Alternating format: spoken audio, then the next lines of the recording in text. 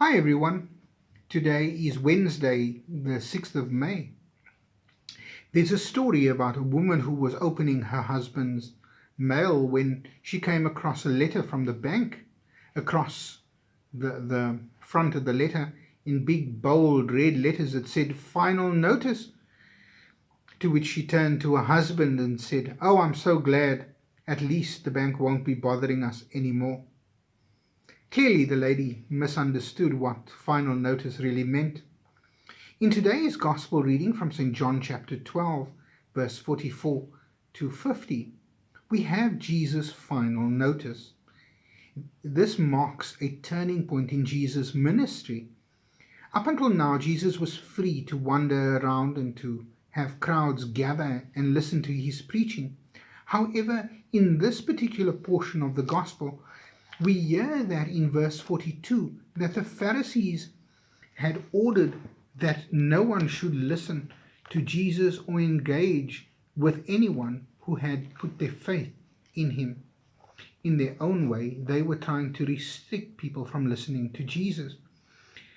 And just before I do some of the reading from the Gospel, to unpack why, we find that this, like I said, marks a turning point. And so Jesus gives his final public address.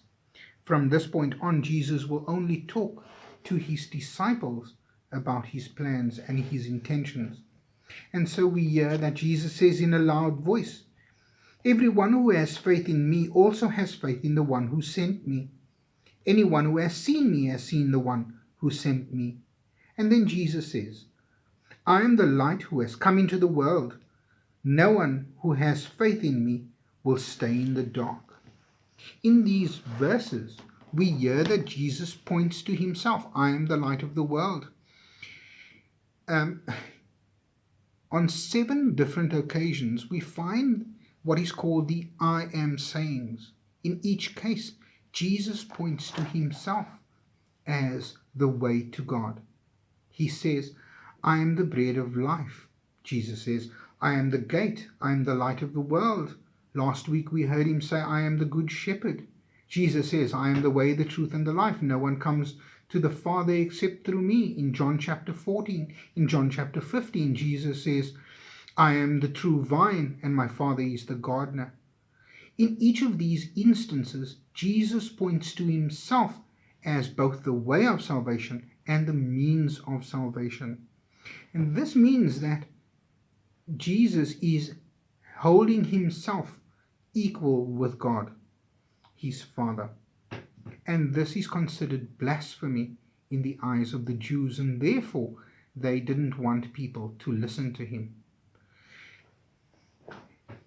In our own world in which we find ourselves, there may be instances and situations that prevent us from growing in our faith.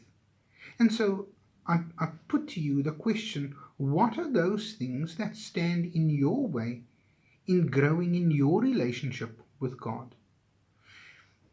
Far too often, we don't want to admit that the greatest things that stand in the way of our relationship with God is our own self or lack of discipline.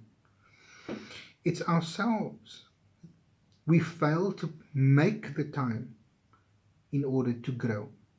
And so I've been thinking I'd like to challenge the community of St. Paul's during this lockdown period.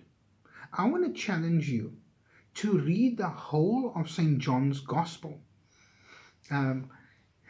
over the next few weeks, whether it be one chapter at a time or several chapters.